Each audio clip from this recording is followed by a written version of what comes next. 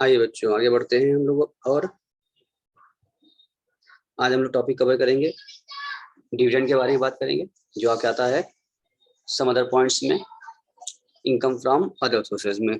Dividend का important topic है, ठीक है, जो कि इसमें इस बार अमेंडमेंट भी हुआ था, लास्ट क्लास में कवर भी किया था। आइए आगे बढ़ते हैं। सभी लोग को आवाज आ रही है, देख पा रहे हैं, सुन पा रहे हैं? चलिए ठीक है। पहले बात करते हैं meaning of dividend in common use. क्या मतलब होता है? In ordinary language dividend means, आप जानते हैं ना, sum receive by a share holder of a company on the distribution of its profit, whatever out of taxable income or tax-free income. It is immaterial whether it is received in cash or in kind. चाहे वो cash मिला हो चाहे kind में, cash के अलावा other cash मिला हो किसी और रूप में, उसको ऋण माना जाएगा। क्या? शेयर होल्डर रिसीव करता है कंपनी से, यानी कि सिर्फ अगर भाषा में बात किया जाए, सरल भाषा में बोले अगर, तो जो भी शेयर होल्डर किसी भी कंपनी में शेयर होल्ड करता है, यानी वो शेयर परचेज किया है किसी कंपनी का, शेयर पैसा इन्वेस्ट किया है कंपनी में, वो शेयर होल्डर है, तो कंपनी जो प्रॉफिट अर्न करती है उस प्रॉफिट को कंपनी अपने शेयर होल्डरों को, because at least the share holder are the owner of the company, तो उनको प्रॉफिट देना है, तो प्रॉफिट को डिविडेंड के रूप में नाम से दिया जाता है और कुछ नहीं है। यानी जैसे प्रोप्राइटरशिप में जो कंपनी, प्रोप्राइटरशिप में फर्म जो प्रॉफिट अर्न करता है प्रॉफिट लेता है, उसी प्रकार से कंपनी में जो प्रॉफिट अर्न करती है कंपनी, वो प्रॉफिट वो अपने शेयर होल्डर में बांटती है, उसको डिविडेंड के नाम से बांटती है, उसको कहते हैं डिविडेंड। यानी शेयर होल्डर डिविडेंड रिसीव करता है कंपनी से अगेंस्ट देयर कैपिटल, ठीक, उसको बोलते हैं डिविडेंड। ये शेयर होल्डर की हैंड में उसकी इनकम मानी जाती है, इनकम फ्रॉम अदर सोर्सेस में माना जाता है। अब आ रहा है आपके सामने डेफिनेशन ऑफ डिविडेंड। क्या है इसका डेफिनेशन? आइए देख लेते हैं। मीनिंग बार देख लीजिए, किसी कोई डाउट हो कोई दिक्कत हो उनसे पूछ लीजिए, तो आगे बढ़े फिर हम लोग। मीनिंग, हाँ हाँ बिल्कुल बिल्कुल, हाँ शेयर इक्विटी, हाँ इक्विटी शेयर होल्डर बात कर रहे हैं। डिविडेंड जो मिल रहा है इक्विटी शेयर होल्डर की यहाँ बात हो रही है। Equity share holder are the real owner of the company, तो इनको जो मिलेगा इनको क्या माना जाएगा? इनके लिए डिविडेंड माना जाएगा इनके लिए। और कुछ दिक्कत? आगे बढ़े चलिए। अब बात करना है हम लोगों को डिविडेंड के बारे में। हाँ मैसेज ना करिए, थोड़ा सा पहले पढ़ लीजिए फिर उसके बाद तब टाइप कीजिएगा आप लोग, ठीक है? 1 मिनट।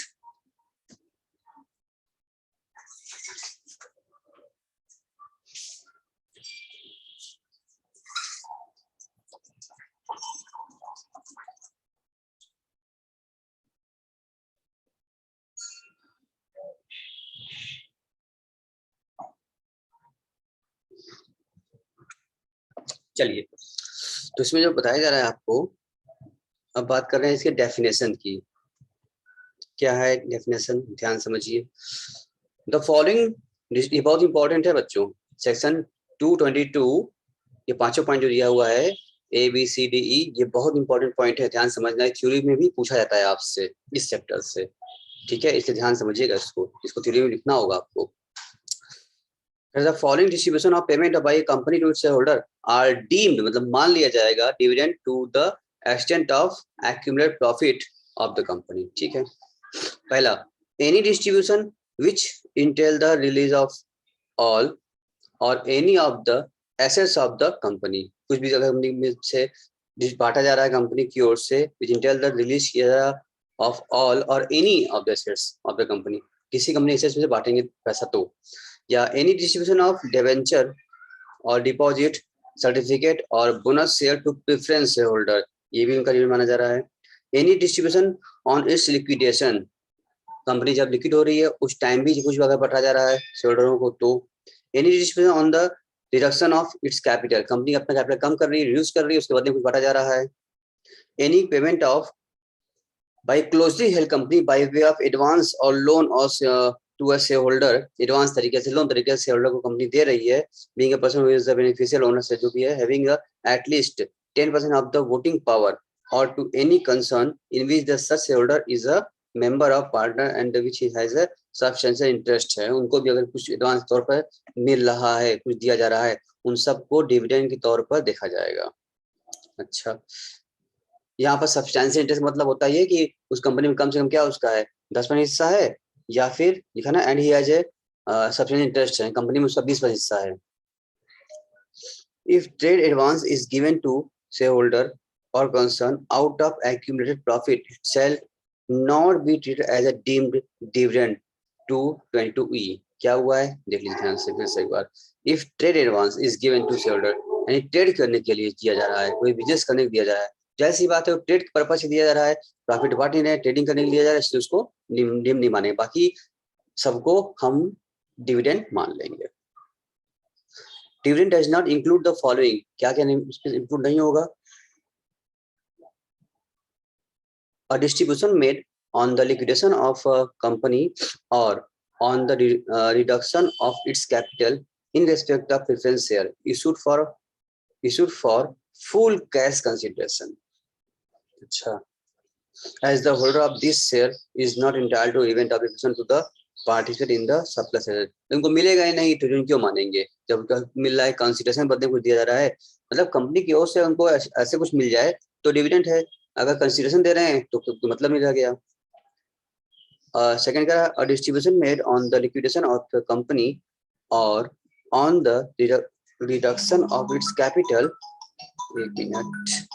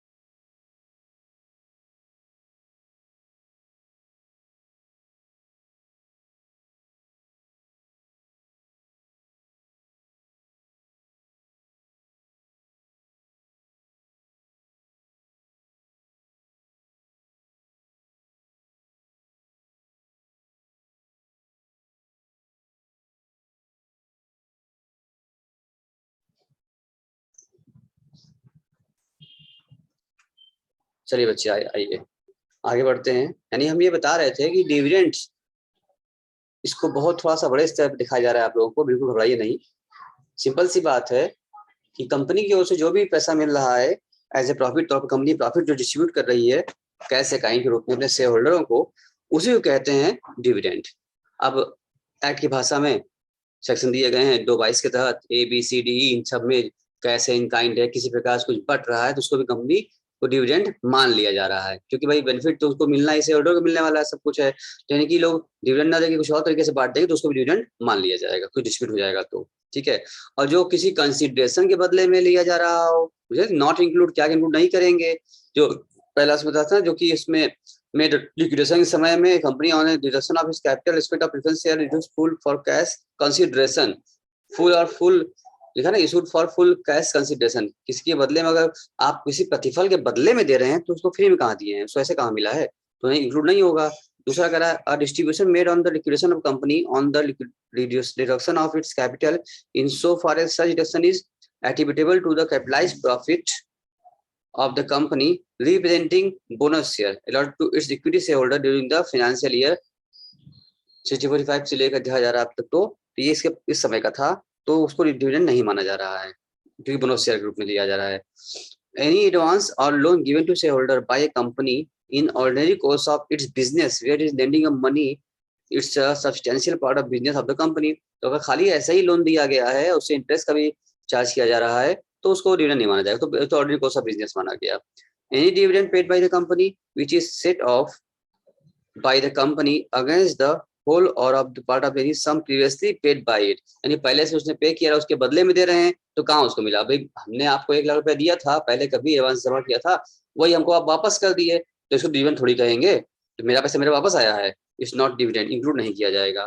फिर where company transfer its assets to another company in scheme of amalgamation such transfer is not regarded as distribution of, भाई जब कंपनी अमलगमेट हुआ, आपने कॉर्पोरेट अकाउंट में पढ़ा होगा, कंपनी जब अमलगमेट हो रहा है तो all the assets and liability of transfer company will become the asset liability of transfer company, आप जानते हैं, तो इसमें उसमें ट्रांसफर हुआ है तो उनको मिला थोड़ी है, अब इनके शेयर होल्डर जो थे अमलगमेटिंग कंपनी के शेयर होल्डर अमलगमेटेड कंपनी के शेयर होल्डर बन जाएंगे, तो उनको उनका शेयर इनका शेयर मिल जाएगा, तो इससे ट्रांसफर हो रहा है, कुछ बट नहीं रहा है, इसे डिविडेंड तौर पर नहीं माना जाएगा क्योंकि इससे बदलाव ट्रांसफर हुआ है, यहाँ पर कुछ मिला नहीं उनको। अब the payment made by the company in purchase of its own share from a shareholder it also with the process of, अब देखो कंपनी क्या कर रहा है, परचेज कर रहा है, ओन शेयर परचेज किया, उसके बदले पेमेंट किया है, इट्स नॉट डिविडेंड, तो परचेज कंसीडरेशन हो गया। यानी मतलब कहने का मतलब सेंस यही है बेटा कि अगर वो वहां से कंपनी की ओर से शेयर होल्डरों को कुछ मिल रहा है, कुछ बट रहा है, ऐसे बिना किसी कंसीडरेशन के, बिना किसी बकाया तौर पर एज ए प्रॉफिट तरीके से मिल रहा है, उनको फायदा होगा, तब उसको मानेंगे डिविडेंड, अदरवाइज और कोई भी केस आ जाएगा तो डिविडेंड नहीं माना जाएगा उसको। अब तो बात समझ में आ गई होगी। Distribution of the share purchase to demerge company company, वही उल्टा कर दिया, डिमर्ज आप जानते थे, जैसे कि एक्स कंपनी कोई है, उसमें से एक छोटी कंपनी टूट के बाहर निकल गई, एक टुकड़ा उसका बाहर अलग हुआ, डिमर्ज मतलब होता है, मर्जर मतलब होता है कि दो कंपनी का आपस में मिलना, और डीमर्ज मतलब होता है एक कंपनी टूट के दो भागों में बढ़ जाना, तो दो भागों में बढ़ेगा तो इनके शेयर उनके शेयर बनेंगे, इनका कुछ हिस्सा मिलकर उधर चला जाएगा, तो है तो उसी का पार्ट ना, अलग से थोड़ी इनको मिला है, पहले भी पार्ट था, आज अलग से पार्ट हो गया, पहले शेयर 100 रुपए थी, अब दो टुकड़ों में बढ़ गया, 50 की हो गई है, तो जो नया कंपनी बना है रिजल्टिंग कंपनी, उसका भी 50 नया शेयर मिला है, तो उसको पुराना हिस्सा था उसमें तब मिला, उसको ऐसे फ्री थोड़ी मिल गया, इट्स नॉट कॉल्ड डिविडेंड, ठीक है। अब आइए बात करते हैं एक्यूमुलेट प्रॉफिट क्या होता है। The meaning of the form term accumulate profit is very important to deeming a payment to be dividend as to by, दो बाई तुमको पता होना चाहिए, एक्यूमुलेट प्रॉफिट है वही, यही प्रॉफिट बटेगा तो ही डिविडेंड माना जाएगा, वरना डिविडेंड नहीं माना जाएगा।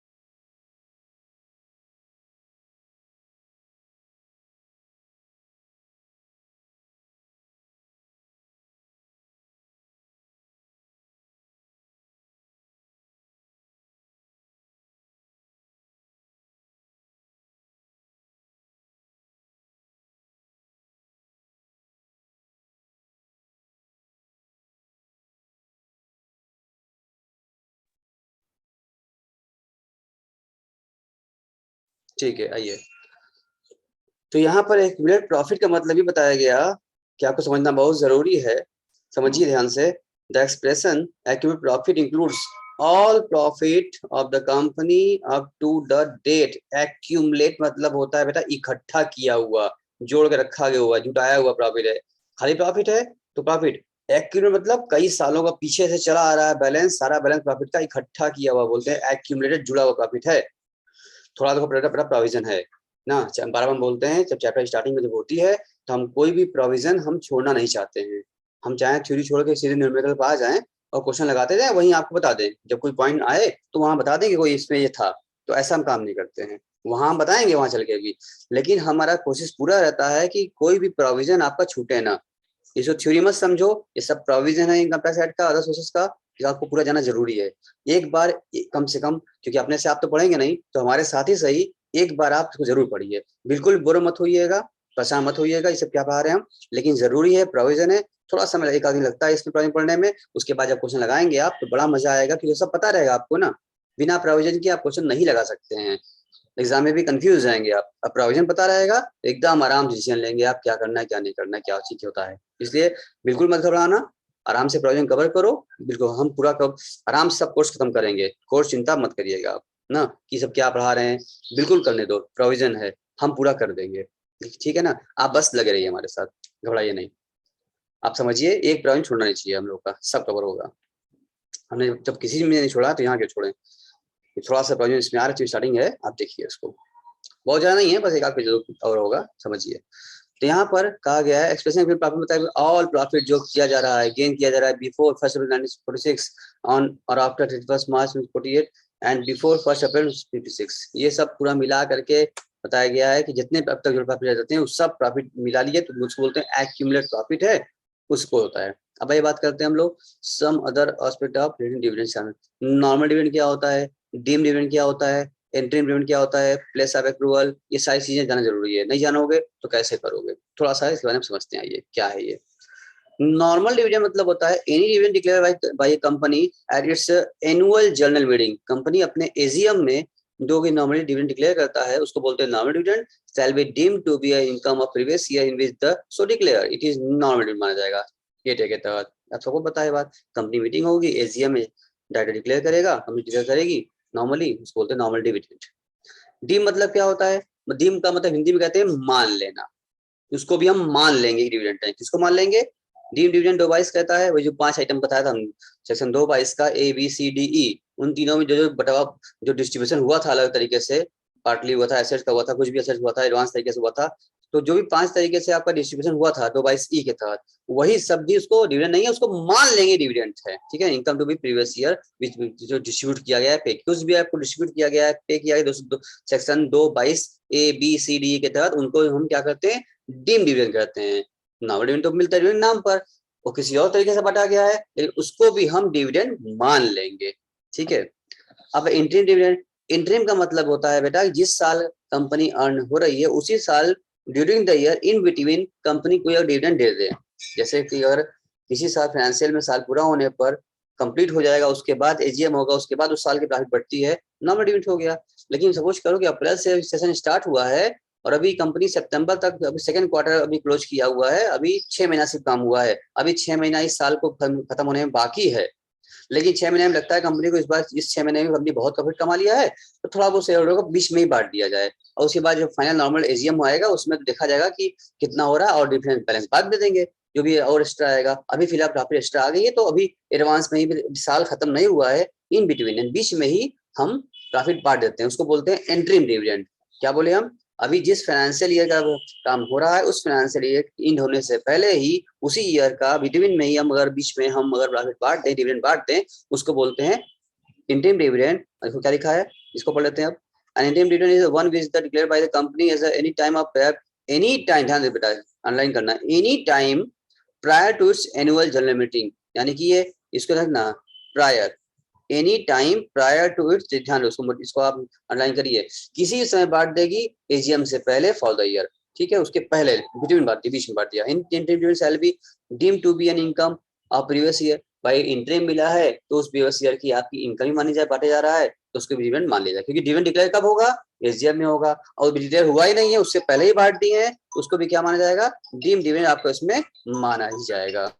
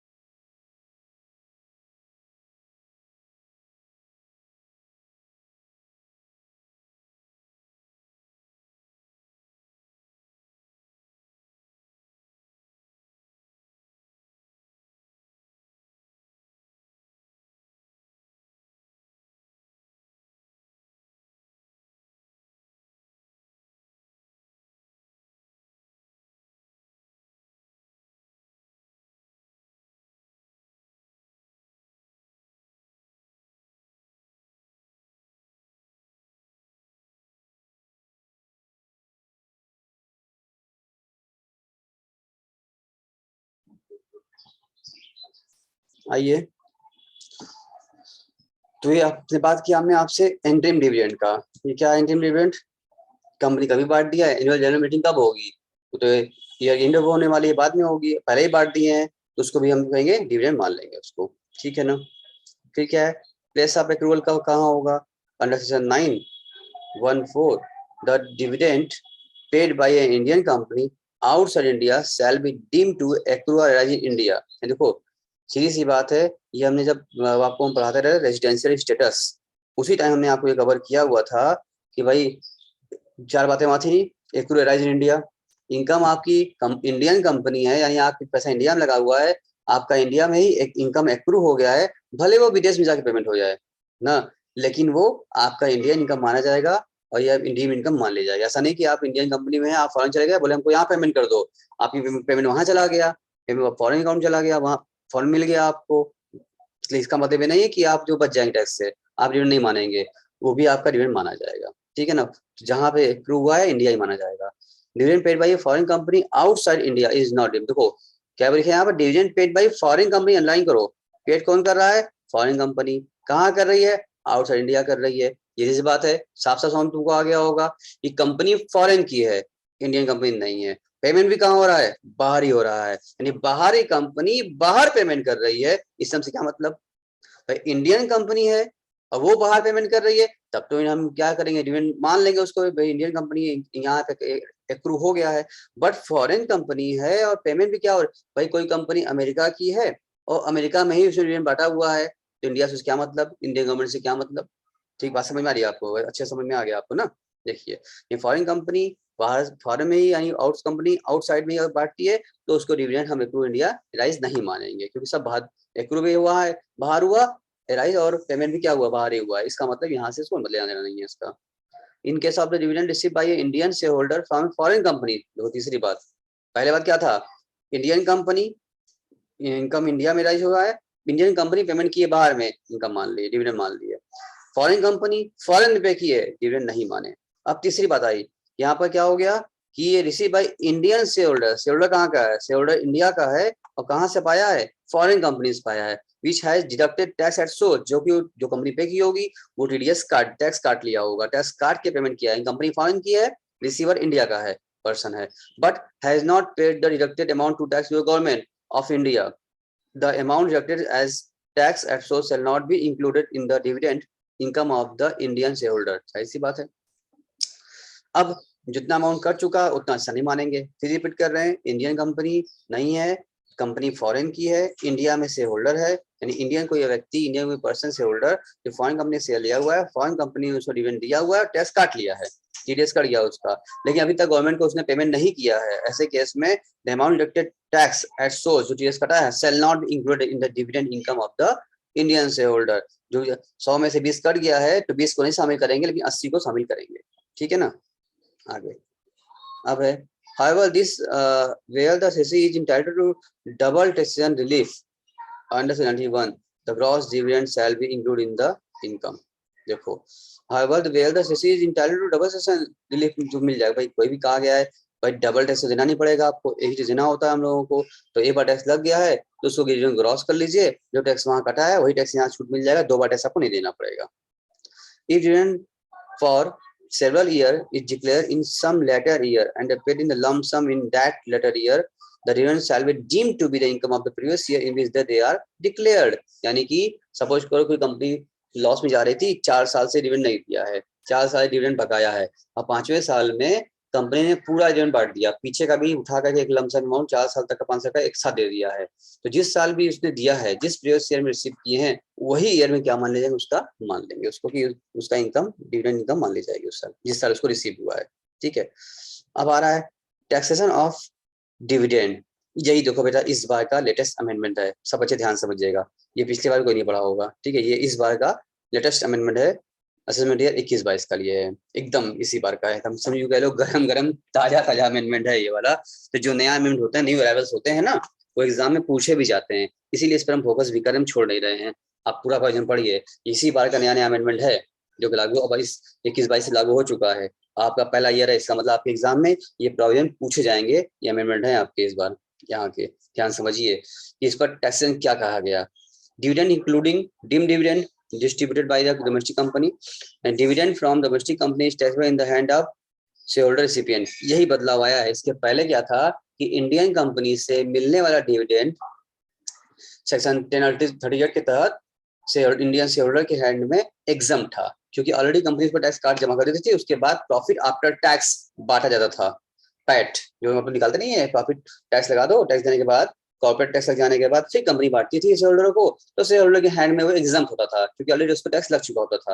लेकिन अब ये अमेंड हो गया है। अब ये क्या होगा, अब जो भी डिविडेंड मिलेगा वो शेयर होल्डर के हैंड में, रिसिपिएंट जो भी पाएगा, शेयर होल्डर या जो पाने वाले रिसिपिएंट है उसके हैंड में टैक्सेबल होगा। पहले ये शेयर होल्डर के हैंड, ध्यान सुन लो, इस साल से पहले वाले तक जो हम लोग पढ़ रहे थे, पढ़ा रहे थे, उसमें ये था, प्रैक्टिकली भी था कि जो डिविडेंड मिल रहा था वो शेयर होल्डर के हैंड में टैक्सेबल नहीं था। अभी अमेंडमेंट हो गया है कि ये भी क्या हो गया, शेयर होल्डर के हैंड में टैक्सेबल होगा। बस ये बात समझ रखिएगा। तो ये पूछेगा आपसे कि इंडियन कंपनी से मिलने वाला डिविडेंड क्या है, टैक्सेबल है कि नहीं है? हाँ है। कब से? 21 से टैक्सेबल है। पहले क्या था, एग्जाम था।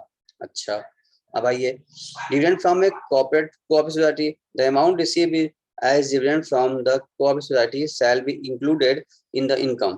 However, the cooperative society is not empowered to deduct tax at source। ठीक है, hence the question of grossing up dividend does not arise। आपने पढ़ा है ना ग्रॉस अप क्या होता है?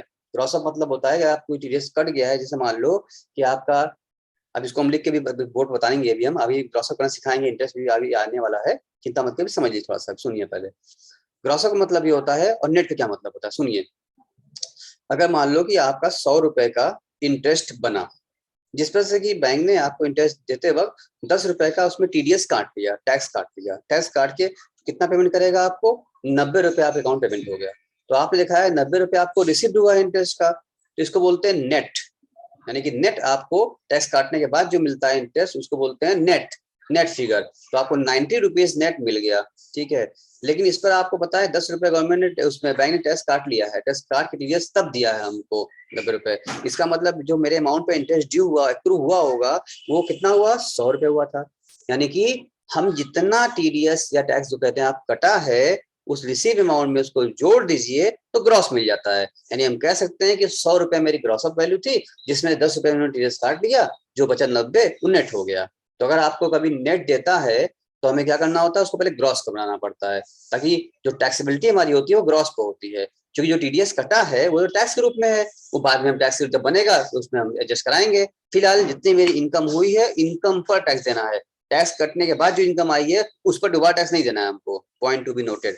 इसको हम और भी कवर करने वाले हैं, कई जगह अभी आएगा, अभी इसको बोर्ड पे भी कवर कर, लिख के कवर करेंगे। अभी थोड़ा सा आराम से करिए, कोई दिक्कत नहीं है, ठीक है। वैसे समझिए ग्रॉस और नेट क्या होता है, बराबर वर्ड आएगा, इसलिए बता रहे हैं आपको। ग्रॉस का मतलब total amount, total due, total accrue amount जो भी ड्यू हुआ है, और टीडीएस कट जाने के बाद जो अमाउंट बचता है उसको नेट बोलते हैं। तो अगर आपको ग्रॉस दिया है तो अच्छी बात है, ग्रॉस नहीं दिया है, टीडीएस कट के मिला है, तो आप उसमें जितना टीडीएस कटा है उसको जोड़ दीजिए, ताकि आपका ग्रॉस वैल्यू मिल जाएगा।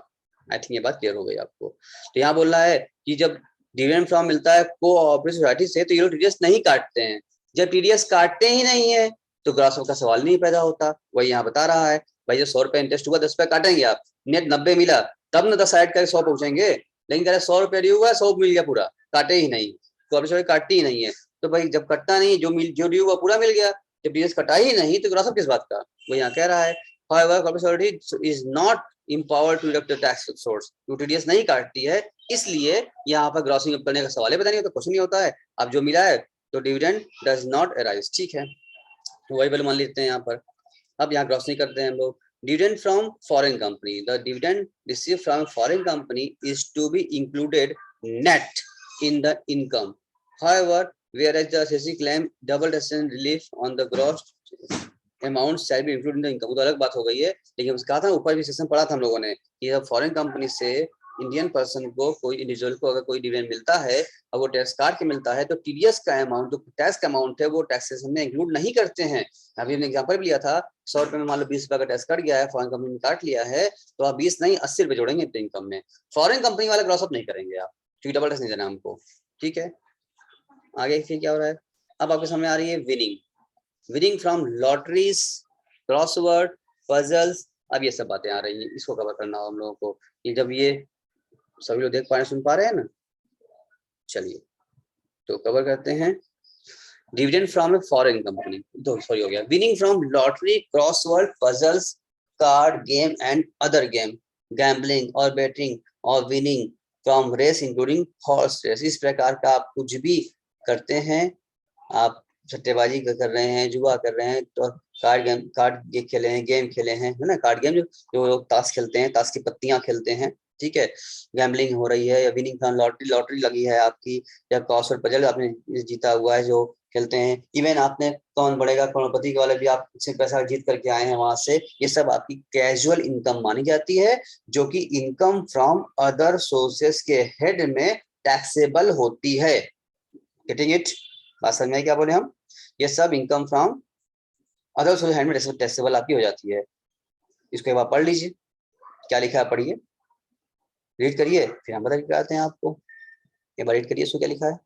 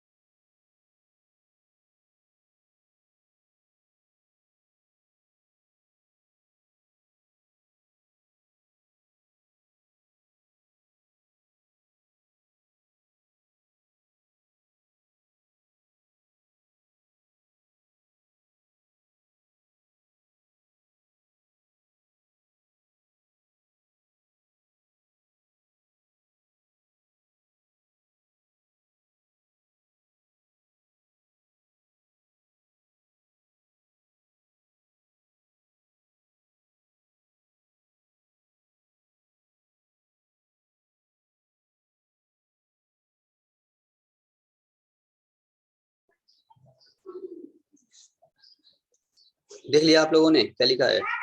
चलिए हम भी पढ़ लेते हैं एक बार। The winning from lottery, crossword puzzle and card game, gambling और बेटिंग और एनी, क्या बोल रहा है, or any nature and winning from races without deducting any expenses or allowances shall be included in the income. These income are casual nature in the tax under the head of income from other sources. यानी इसका मतलब ये होता है कि इस तरह से जो भी आप इनकम कमा रिसीव करते हैं, अर्न करते हैं, वो सब आपका अदर सोर्सेज हेडिंग में, हेड में टैक्सेबल होगा। और उसमें भी एक बात ध्यान देना वाली बात यहाँ पर जो ब्रैकेट में लगा हुआ है, विदाउट डिडक्टिंग एनी एक्सपेंसेस और अलाउंसेस, ये ध्यान दीजिएगा आप लोग। इसका क्या मतलब हुआ है? इसका मतलब ये कह रहा है कि आप इस तरह, जैसे मान लीजिए आपने लॉटरी खरीदा, आपने 500 रुपए की लॉटरी खरीदा, जिसमें से कि आपका 10,000 रुपए का लॉटरी लग गया। फॉर एग्जाम्पल पहले अमाउंट कुछ भी हो सकता है, 1 लाख 2 लाख, जो भी, हम 10,000 बोल रहे हैं। 500 रुपए का आपने लॉटरी परचेज किया था, जिसमें कि 10,000 रुपए का आपकी लॉटरी लग गई, ठीक है, आपको 10,000 रुपए रिसीव हो गया है, वहां से मिल गया। तो आप कहेंगे ना कि आपकी इनकम 9,500 की हुई है, क्योंकि आपने, ध्यान सुनना बच्चों, आपने 500 रुपए का लॉटरी परचेज किया था, वो तो आपका परचेज एक्सपेंस है, तब तो लॉटरी लगा। परचेज ना करते तो लॉटरी कैसे मिलता अमाउंट?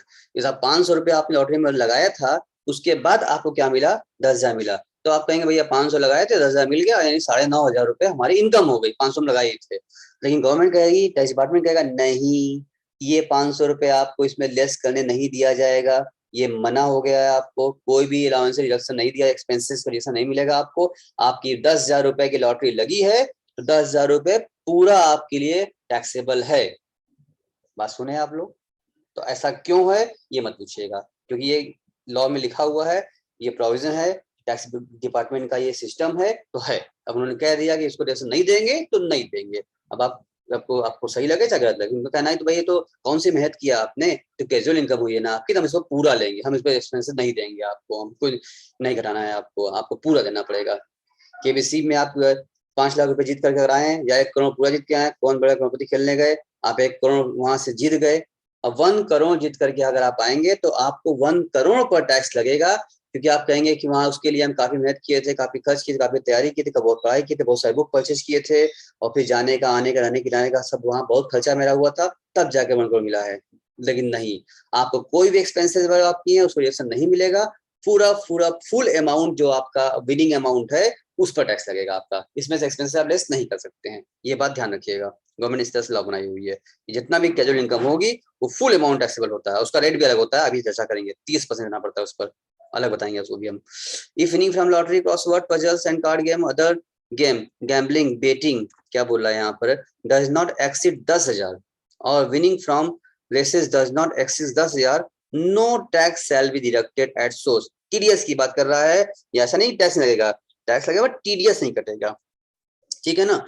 फिर ध्यान सुनो, अगर इस प्रकार से कोई भी अगर 10,000 रुपए से कम का आप कोई विनिंग है आपकी, कोई आपने जीता है 10,000 रुपए से, कोई कैजुअल इनकम, कोई भी किसी प्रकार की कैजुअल इनकम हुई है आपकी 10,000 रुपए से कम का अमाउंट है अगर, तो ऐसे केसेस में 10,000 नहीं कुछ नहीं का, तो आपका टीडीएस जो देने वाला है वो टीडीएस नहीं काटेगा। 10,000 अपन जीता है, 10,000 पूरा अमाउंट वो दे देगा, कोई भी टैक्स, नो टैक्स इज भी क्या है, शैल बी डिडक्टेड एट सोर्स, यानी कि टीडीएस तौर पर नहीं कटेगा, वो पूरा मिल जाएगा, हालांकि वो आपके हैंड में टैक्सेबल तो होगी लेकिन वो टीडीएस नहीं कटेगा। लेकिन अगर इनकम पार कर जाती है तो ठीक है, ऐसे केसेस में क्या होता है, 30% का डिडक्शन होता है ग्रॉस अमाउंट का, रिसीव प्लस टैक्स डिडक्टेड, ठीक है ना, receive plus tax deducted shall be included. देखो हुआ क्या, अगर आप सपोज करिए कि आप अगर 1 करोड़ जीत करके आए हैं केबीसी, कौन बनेगा करोड़पति में से, आपने अगर 1 करोड़ रुपए जीता, आपको वहां से विनिंग हुई, तो वहां से करोड़पति से आपको सिर्फ 70 लाख ही मिलेंगे, 30 लाख रुपए वहीं से कट जाएगा आपका टैक्स के नाम पर, टीडीएस 30%, वो भी इसमें और कटेगा, सेस भी कटता है, अभी फिलहाल मोटी बड़ा मान रहे हैं 30%, तो आपका कितना एग्जिट करता है तो बताएंगे, अभी हम क्वेश्चन लगाएंगे इसका हम लोग। आप ये मान चलिए कि 30 पर कैजुअल इनकम पर गवर्नमेंट ने, इनकम टैक्स डिपार्टमेंट ने 30% का फ्लैट टैक्स रखा हुआ है, किसी प्रकार का डिडक्शन दिए बिना, किसी प्रकार का कोई भी डिडक्शन नहीं मिलेगा आपको, और फ्लैट कैजुअल इनकम पर आपको 30% का रेट अप्लीकेबल कर दिया जाएगा, यानी फ्लैट 30% टैक्स देना है आपको। 10,000 से कम पर है तो टीडीएस नहीं कटेगा, अगर 10,000 से अधिक पर दिख रहा है तो टीडीएस कटेगा। अब 10 लाख रुपए आपने अगर कहीं से जीता है, लॉटरी लगी है, तो आपको 7 लाख खाली मिलेगा, 3 लाख रुपए आपका टैक्स रूप में कट जाएगा, जो पेमेंट करने वाला होगा वही काट लेगा, सोर्स भी काट लेगा, आपके हाथ में ही 30% काट के ही पैसा आएगा। 10 लाख आपने जीता है तो आपके हाथ में 7 लाख ही में रिसीव होगा, आपको 3 लाख रुपए वहां कट जाएगा, वो काट के आपके पैन नंबर पर काटने वाला जो होगा वो जमा कर देगा गवर्नमेंट को आपके नाम से, आपको नहीं देगा। इसको नियम बताया, जिसको कहते हैं TDS, tax deduction at source, आपकी जहां इनकम हुई है सोर्स से वहीं पे टैक्स कट जाएगा, तो लॉटरी वाला पेमेंट करेगा आपको 30% काट लेगा, काट कर गवर्नमेंट पे कर देगा, आपके हाथ में सिर्फ 7 देगा। केबीसी से आप आए हैं, केबीसी वाले 30% काट लेंगे आपके विनिंग अमाउंट पर, काट करके गवर्नमेंट को पेमेंट, टैक्स डिपार्टमेंट पेमेंट कर देंगे, और आपको रिमेनिंग अमाउंट पेमेंट 70% पेमेंट किया जाएगा, ठीक है ना।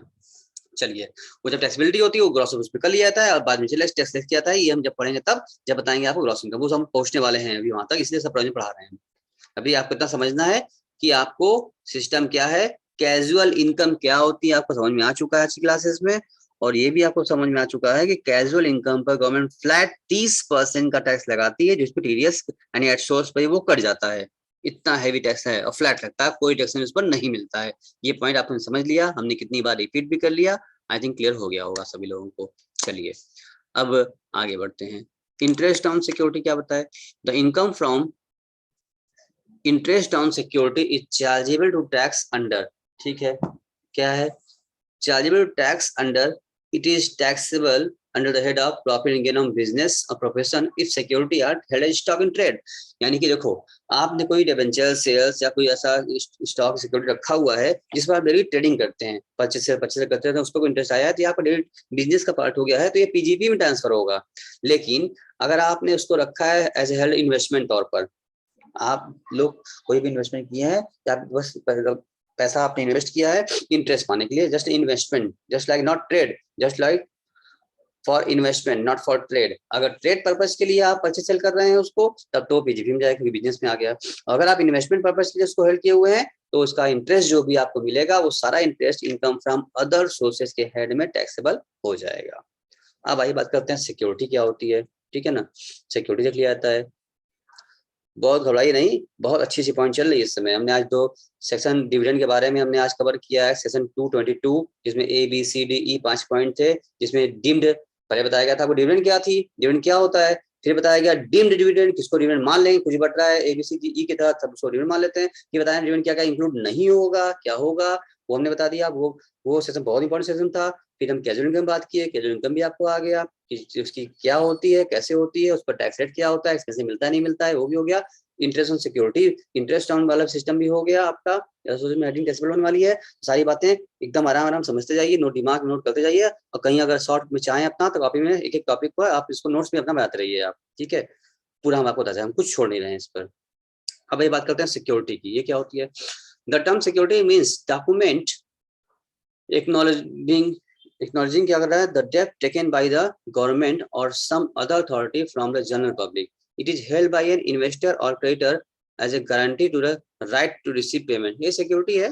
सिक्योरिटी मतलब क्या कि उसकी पेमेंट करने मिलेगा, उसके बदले में आपको एक सर्टिफिकेट थमाया गया है आपको, वो सिक्योरिटी है आपकी, जिसके बदले में आपने क्या किया है, पेमेंट किया हुआ है, उसका एक्नॉलेजमेंट है उसके लिए कि आपने जो कंपनी जो लिया होगा वो उसको बदले में दिया होगा आपको सर्टिफिकेट, वो सिक्योरिटी हो गई आपकी। अब basis of charge, interest on security does not accrue from day to day but become due on certain fixed date only which are mentioned in the security. लिखा रहता है भाई 2 साल बाद 3 साल बाद कब मैच्योर होगा। interest on security is chargeable to tax on the basis of according to method cash और mercantile followed by the CC। अब जो फैसे फॉलो कर रहा है, CC कर रहा है, जितना जब जब मिलता है तब पेमेंट करते हैं, या mercantile मतलब होता है एक्रूअल बेसिस पर, इंटरेस्ट आधा मिल गया, आधा मिलना बाकी है, इस साल से रिगार्डिंग है। आपने सीखा था ना accrued interest, prepaid interest, outstanding, ये जो कॉन्सेप्ट है एडजस्टमेंट वाला, अगर आपने बुक्स ऑफ अकाउंट मेंटेन किया है एक्रूअल बेसिस पर यानी मर्केंटाइल बेसिस पर, जिसमें कैश और क्रेडिट दोनों आपने ढंग से रख रखा है, वैसे केस में जो इंटरेस्ट ड्यू भी हो गया है भले ना मिला हो, वो भी आपके इसी साल टैक्सेबल हो जाएगा। लेकिन आपने अगर अकाउंट रखा है कैश बेसिस पर, जितना कैश इंटरेस्ट मिल गया है वो उतना टैक्सेबल होगा, नहीं मिला है नहीं होगा, कोई बात नहीं है। चलिए क्या हो रहा है, क्या क्या बोला, where no method of accounting is regularly employed by the CC, the income from interest on securities shall be chargeable to tax as the income of the previous year in which the become due through may be received। ठीक है, जिसमें यानी कि अगर कोई method apply नहीं कर रहा है, आपने किसी कैश से मेथड अप्लाई नहीं किया है, तो income from the interest on security shall be chargeable to tax on the income of the previous year in which it become due through it may be recover later. भले वो बाद में मिले, अगर कुछ नहीं कहेंगे आप तो बस ड्यू हो गया ना, अरे आदमी कल मिलवे करेगा, आपको मिलेगा ही, इसलिए जब ड्यू हो जाएगा भले ना मिला हो, जिस साल ड्यू होगा उसी साल टैक्सेबल मान लिया जाएगा, उसी वाली टैक्सेबिलिटी हो जाएगी। Where the CC or adopt the cash system of accounting of the interest will be taxed on the receipt basis, that is interest has not been received in that year it will not be taxed। जब आप cash basis पे लगा रहे हैं तो जब जब interest मिलेगा तब तभी आपको क्या होगा, उसका टैक्सेबिलिटी करनी है। इंटरेस्ट जब नहीं अभी आप मिला है, मतलब ये रिसीव बेसिस पर करता है तो ठीक है। आगे कम इंटरेस्ट एंड एक्स इंटरेस्ट क्या होता है, अब देखो यहाँ का मतलब कम नहीं हो गया, यहाँ का मतलब होता है कम्युलेटेड, एक्स मतलब होता है एक्सक्लूडेड, यानी इंटरेस्ट में क्या है अब कम और इंटरेस्ट एक्स क्या है पढ़ते हैं। व्हेन सिक्योरिटी आर बॉट और सोल्ड, जब हम कोई डिबेंचर्स या कोई बॉन्ड्स या कोई सिक्योरिटी हम परचेज सेल करते हैं तो उसमें 2 बातें होती हैं। जैसे मान लो कि पहले समझो इस चीज को क्या होता है एक्स और कम, क्योंकि भाई सब टर्म्स कई बार बार आएंगे, छोटे टर्म्स हैं बार बार आएंगे, इसलिए आपको हम डिस्कस करके एक एक पॉइंट हम लेना चाहते हैं, एकदम गहराई सब समझते रहिए। जो बच्चे गहराई साथ साथ लगे हैं हमारे, उनको पूरी बात समझ में आ रही है, जो बच्चा लीव करेगा बीच में उसको बिल्कुल समझ नहीं आएगा, तो आप बिल्कुल बने रहिए साथ साथ हमारे, एकदम लीव मत कीजिए जरा सा भी, एक एक पॉइंट बहुत कीमती है इसका, और हम कुछ छोड़ेंगे नहीं, सब बता रहे हैं आपको। देखो अगर आपने कोई डिबेंचर परचेज किया, मान लो 10,000 रुपीज का आपने डिबेंचर परचेज किया किसी कंपनी का, उस पर इंटरेस्ट मिलने वाला है हमको 10% का पर एनम, 1 साल मिलने वाला, हर 6 महीने पर इंटरेस्ट कंपनी पेमेंट करती है। अब आप जो है 4 महीना आपको होल्ड हो किए हो गया, आफ्टर 4 मंथ्स आपको पैसे की सख्त जरूरत आन पड़ी, कंपनी इंटरेस्ट देगी 6 महीने बाद, हर 6 मंथली इंटरेस्ट पे होता है, 4 महीने बीत चुके हैं आपको डिबेंचर परचेज किए, अब आप चाहते हैं पैसे जरूरत है डिबेंचर को सेल कर दें। अब आप जब मार्केट सेल करने जाएंगे तो डिबेंचर के साथ साथ आप चाहेंगे ना कि 4 महीना आपने होल्ड किया है, अगर इसको हम बिना इंटरेस्ट लिए सेल कर देंगे, ध्यान सुनना, बिना इंटरेस्ट लिए हम इसको सेल कर देंगे तो जो भी परचेज करेगा उसको फायदा हो जाएगा, वो तो खाली बस 2 महीना इंतजार करेगा और उसको इंटरेस्ट मिल जाएगा 6 महीने का, कि कंपनी हर 6 महीने में इंटरेस्ट पे करेगी, जो भी डिबेंचर उस टाइम जो डिबेंचर होल्डर होगा, जो सिक्योरिटी होल्डर उस इंटरेस्ट पेमेंट करने के समय पर रहता है, उसी को इंटरेस्ट पूरा 6 महीने का मिल जाता है। ठीक है, कंपनी जब इंटरेस्ट देना होता है पूछती है कौन कौन डिबेंचर होल्डर है, जो डिबेंचर होल्डर रहेगा उसको जो क्लेम करेगा उसको इंटरेस्ट 6 महीने मिल जाएगा। तो आप 4 महीना होल्ड कर चुके हैं, वेट कर चुके हैं, अब आप इसको सेल करेंगे, किसी को भी सेल करेंगे तो भाई वो उसको तो फायदा हो जाएगा ना, वो सिर्फ 2 महीना ही होल्ड करेगा, वेट करेगा, और 6 महीने का उसको इंटरेस्ट मिल जाएगा, उसको फायदा हो जाएगा। तो आप चाहेंगे ना कि 4 महीने का इंटरेस्ट भी हमको मिले, तो आप क्या करेंगे, अपनी डिबेंचर की सेल प्राइस में 10,000 डिबेंचर था, उस 10,000 में आप 4 महीने का जो भी इंटरेस्ट आता है आप रेट निकाल लेंगे 4 महीने का, 4 महीने का इंटरेस्ट निकाल के आप उसमें ऐड कर देंगे, ऐड करके तब उसको सेल करेंगे। नहीं 10,000 प्राइस बढ़ा 11,000 बेचेंगे, 12,000 जो भी इंटरेस्ट आए बढ़ा के बेचेंगे आप।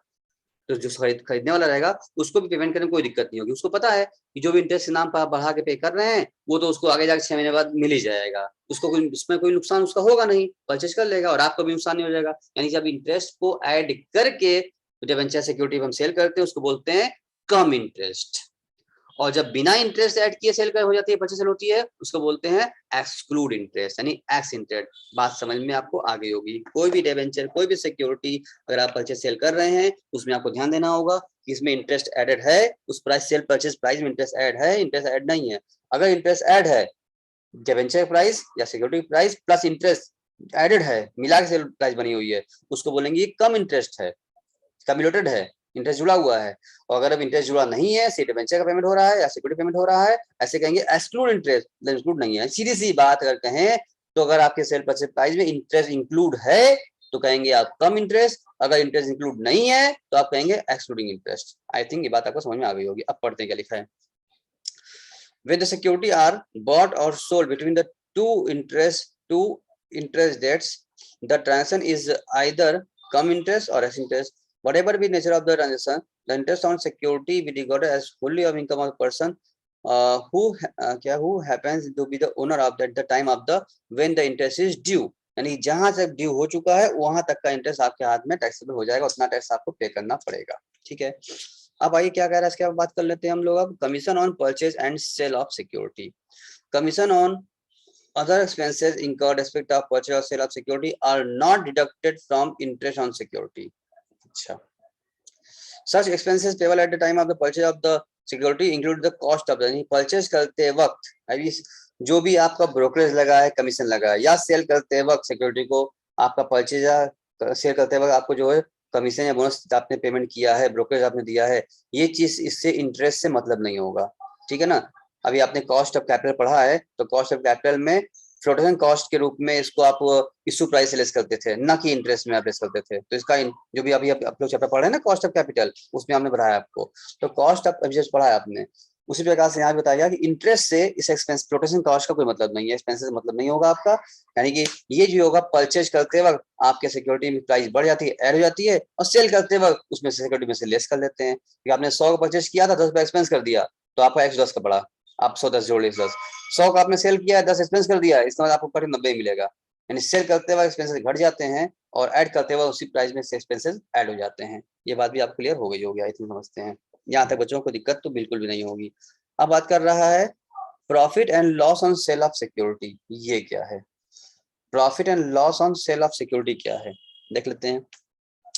If the purchase and sale security are not the business of the assessee and hold for the security investment, भाई बिजनेस नहीं करना है, परचेज एंड ट्रेडिंग करते नहीं है, not for trade, it's for investment है, तो इस पर जो इंटरेस्ट मिलता है वो there on the profit on sale of security as a capital gain and taxable under the head of capital gain. Capital gain chapter में हमने पढ़ा था, जब वो शेयर परचेज करता रहा, share also security, debenture purchase करते में सेल करते थे आप, ये चीज कैपिटल गेन पार्ट। इंटरेस्ट जो है वो आपका अदर सोर्स हेड में टैक्सेबल हो जा रहा है, और वही अगर आप सिक्योरिटी परचेज सेल किए हैं उसमें जो प्रॉफिट लॉस हो रहा है वो हम आपने सीखा था, हमने बताया था आपको कि शेयर सिक्योरिटीज पर वो 12 महीने का सिस्टम था ना, 12 महीने शॉर्ट टर्म, 12 ऊपर किया तो लॉन्ग टर्म कुछ ज्यादा रहा आपको, तो वहाँ short long term capital gain में जाएगा।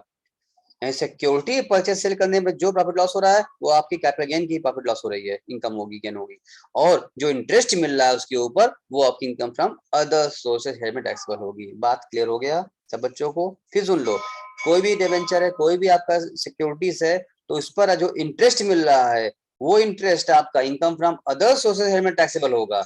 लेकिन आप सिक्योरिटी आपने इस बच्चे सेल कर रखा है, सेल किया हुआ है, तो उस पर जो प्रॉफिट ऑन सेल ऑफ जो होगी एसेट्स होगी वो आपका कैपिटल गेन में होगा, जो कि हम लोग वहाँ कैपिटल गेन में पढ़े भी थे, इसको बहुत सारे क्वेश्चन भी लगाया था हम लोगों ने। आई थिंक ये बात आपको क्लियर हो सकती होगी, दोनों बात होगी, यानी यहाँ भी और वहाँ भी दोनों हो गया। अब आ रहा है सामने आपकी बात टाइप्स ऑफ सिक्योरिटीज कि कितनी टाइप सिक्योरिटी होती हैं, ठीक है। तो अब तो इस पर हम थोड़ा आपको होमवर्क देंगे कि अब आप एक काम करेंगे कि इसमें टाइप सिक्योरिटी एक बार आप रीड करके रखेंगे, सारा रीड कर जितना दिया हुआ है आप रीड कीजिएगा, क्योंकि सब आपको दिखाना है कि हर टाइप की सिक्योरिटी इसमें दे रखा है, आप रीड कर लीजिएगा। बाद जहाँ ना कुछ ना समझ में आए आप हमसे पूछ लीजिएगा। सब बॉन्ड से इतने सब सिक्योरिटी लोग पेमेंट करते हैं, इन्वेस्टमेंट करते हैं, इन सब चीजों से इंटरेस्ट मिलता है। लिखा है following securities bond deposit fully exempted from tax, इसमें दिया हुआ है। तो इसमें टैक्स फ्री भी आते हैं, टैक्सेबल भी आते हैं, कई बार सिक्योरिटीज होते हैं। तो सब ये नाम आपको याद करना पड़ेगा। कितने सारे जो आते हैं टैक्स फ्री वाले में आते हैं, इन जगहों पैसा जमा करेंगे तो इस पर जो इंटरेस्ट मिलेगा वो टैक्स फ्री हो जाता है। तो गवर्नमेंट को की पॉलिसी है, सब जो है, तो इसमें हम लोग क्या करते हैं, ध्यान रखते हैं, सीसी को बताते हैं भैया पैसा इन्वेस्ट करना ही है आपको, तो जो जो गवर्नमेंट ने नोटिफाई कर रखा है इन जगहों पर आप इन्वेस्टमेंट कीजिए, तो इस पर जो इंटरेस्ट मिलेगा आपको वो इंटरेस्ट आपके हैंड में अगर टैक्सेबल नहीं होगा, एग्जाम्प्ट हो जाएगा, ठीक है ना। तो ये सब चीजें दिया हुआ है कि कुछ सिक्योरिटी जो है बताया गया है इसमें कि एग्जाम्प्ट फ्रॉम टैक्स है, इतने इन लोगों ये पॉइंट दिया है इसमें, कोई interest on for all SSC कितना दिया गया है, सब एसएससी इन जगहों पैसा जमा करेंगे आप लोग इन जगह पर, तो जिस पे इंटरेस्ट मिले सब एग्जाम्प्ट हो जाएगा, ठीक है ना। टैक्स पे हमसे दे रखा है, ये एक बार रीड कर लीजिएगा आप, जहाँ दिक्कत आएगी वहां पढ़ेंगे हम लोग। फिर आ जाएगा bond and bond washing and transaction, ये शुरू करेंगे हम लोग अगले क्लास में, ठीक है। अभी तो फिलहाल ये हम लोग छोड़ते हैं आपको यहाँ पर, हम इतना रीड कर लीजिएगा आप। और ये टैक्स फ्री देख लीजिएगा, इतने सारे सिक्योरिटीज आप जमा करेंगे तो टैक्स फ्री हो जाएगा, बाकी सिक्योरिटी टैक्सेबल होता है, तो सीखा हम लोगों ने। तो अब ये आपको होमवर्क बनता है, यहीं रोकते हैं, ऊपर से चला जाए आप कितना जितना हमने कवर टॉपिक आज कवर किया है वो पूरा रिपीट कर लीजिए। जिनका जो लोग लेट्स ज्वाइन किए हैं या जो लोग मिस हो जा रहा है, काफी क्लास छूटी बीच में लीव किए थे, वो लोग फिर से रिक्वेस्ट करेंगे। हम क्लास यूट्यूब पर छोड़ दे रहे हैं, अपलोड कर देंगे इस पर, यहीं पर हम, आप इसको फिर से रिपीट भी कर सकते हैं, ठीक है ना। आप रिपीट कर लीजिएगा क्योंकि एक दो दिन में इसको हम डिलीट भी कर देते हैं, छोड़ते नहीं हमेशा, आपको पता है ये बात। जिन लोगों ने लेट में ज्वाइन किया था, स्टार्टिंग में छूटा हो, तो अभी हम छोड़ दे रहे हैं इसको, आप वापस फिर से इसको क्लास को रिपीट कर लीजिएगा। जो लोग साथ साथ कर रहे हैं हमारे, कोई दिक्कत, तुमको पूरा समझ में आ गया होगा, वो भी अगर रिवाइज करना चाहें, फिर से एक बार समझना चाहें, तो पूरी क्लास फिर रिवाइज वो कर सकते हैं, ठीक है। अभी रुकते हैं यहाँ पर हम, till then bye bye, take care all of you, खुश रहिए, अपना ख्याल रखिए और पढ़ते रहिए।